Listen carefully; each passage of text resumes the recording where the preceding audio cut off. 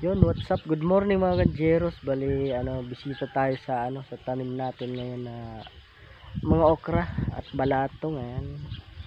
Kasi mayroon na silang bulaklak ang okra. Malapit na tayo dito maka-harvest. Ayan guys, kita ko sa inyo. Bali na mulaklak na sila. Ano?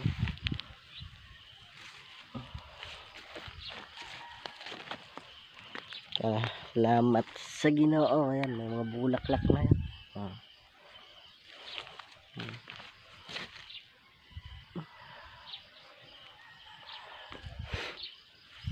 Mga sunod na semana siguro na tayo, maka-harvest na pam tinda. Mahal ang okra, 50 ang kilo, 50.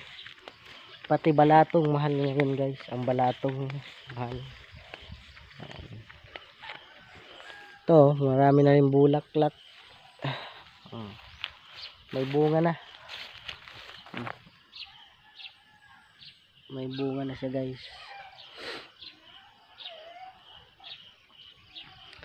Yung iba na dito na tanim ko na okra, hinawanan pa lang, pinahinawanan, di pa nga tapos kami maghawan ba.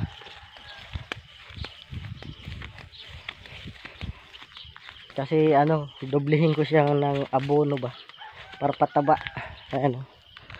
Maganda na siya tanawin. Puro yan okra. Ito, ayun. Ito na lang sa unahan ng konti na lang ang hawanan.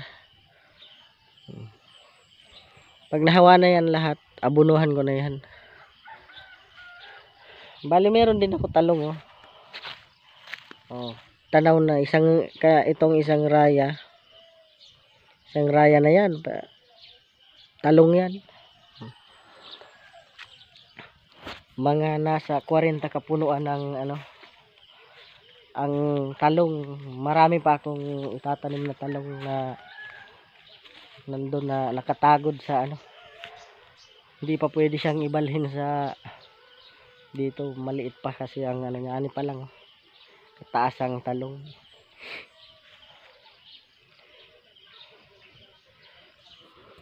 Maganda na siya tanawin guys. Kita na ang talong. Talong okra. Kitang-kita na ang okra na nahawanan.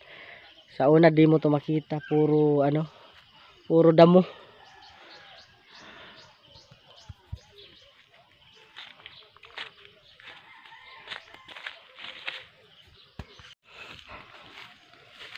Bali bisita tayo guys sa doon sa kabila sa okra o sitaw. Bali ito natudlingan na. Tataniman na lang yan guys. Si mama man ang diyan. Magtanim.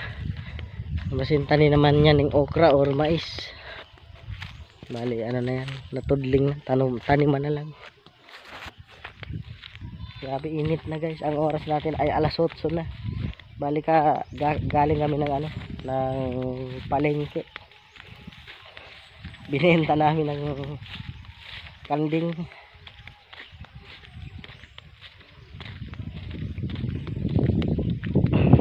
Buti nga naka-recover yung kanding na yun kasi siya, murag siya. Kanabang di na makalakaw sa una, di na makalakad. Bisitahin din natin guys itong balatong. Sana pwede ng harvestin para madala natin ngayon sa palengke.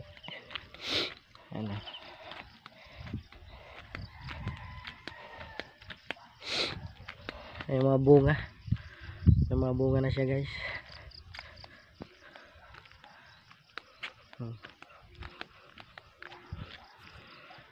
May mga bunga na. Init.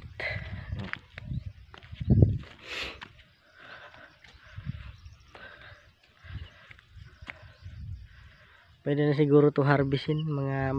Baka makakuha na tayo dyan ng mga 2 kilo. Mga 2 kilo na siguro ang makuha ta. Sitaw. Grabe init guys. Hanggang dito na lang aking video guys. Maraming salamat sa panonood.